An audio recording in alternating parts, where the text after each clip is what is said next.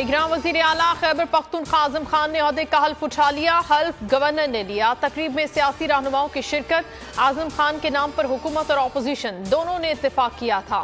निगरान वजीर आला कहते हैं पुराने इंतखाबात अव्वलीन तरजीह है।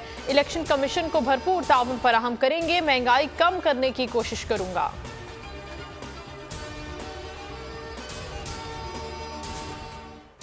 साबिक वजीर आला खैबर पख्तूनख्वा महमूद खान वजीर आला हाउस से रुखसत। पुलिस के चाको चौबंद दस्ते ने महमूद खान को सलामी दी।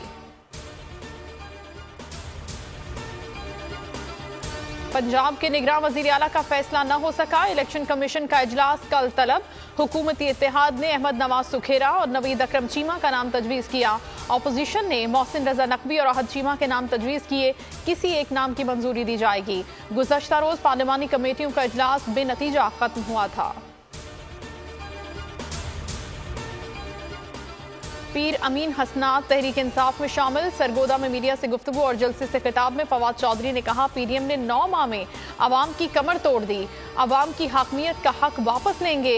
हुकूमत काले चोर की तरह इलेक्शन से भाग रही है। शाह महमूद कुरैशी ने कहा कि दोनों सूबाई असम्बलियों के साथ आम इंतखाबात भी करा दिए जाएं। इलेक्शन न कराना मुल्क के मुफाद में नहीं।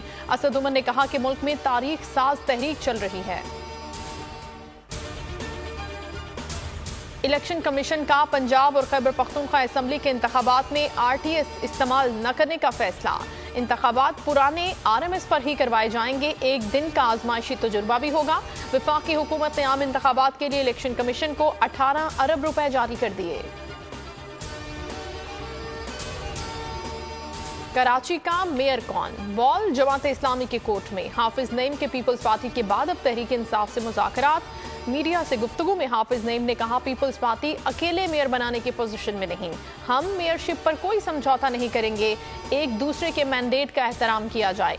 पीपल्स पार्टी भी मेरिट पर जीते तो हमें एतराज नहीं।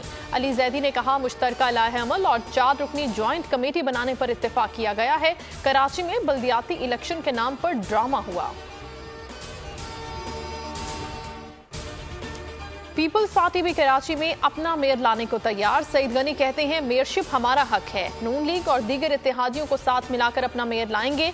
नून लीगी रहनुमा शाह मोहम्मद शाह ने कहा कि कराची में इकट्ठे चलेंगे। लीगी रहनुमाओं को रिलीफ मिलने का सिलसिला जारी। मनी लॉन्ड्रिंग केस में एफआईए कोर्ट ने सुलेमान शहबाज को बेगुनाह करार दे दिया।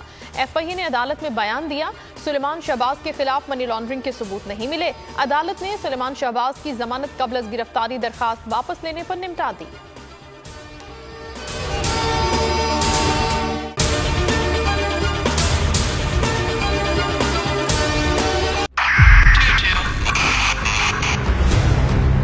उधर 22 बहुत सारे तोहफे भी देखे गया पाकिस्तान की आवाम को। पाकिस्तान की आवाम को एक तोहफा ये दिया कि आवाम को पता चल गया कि पाकिस्तान का मीडिया क्या है। साल 2022 में सबसे ज्यादा देखे जाने वाला चैनल बोल न्यूज रहा नंबर 1। हमने बहुत सारे शोज और ट्रांसमिशंस की। पूरा साल मुसलसल जदोजहद में निकल गया कि ये वोट ऑफ कॉन्फिडेंस के पीछे कौन लोग थे।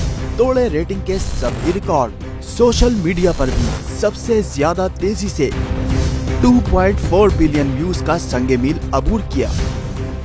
एंकर्स को भी आवाम में सबसे ज्यादा मकबूलियत मिली और सोशल मीडिया पर भी बोल रहा सब पर भारी। सब्सक्राइब करें और बेल दबाएं ताकि कोई खबर रह न जाए।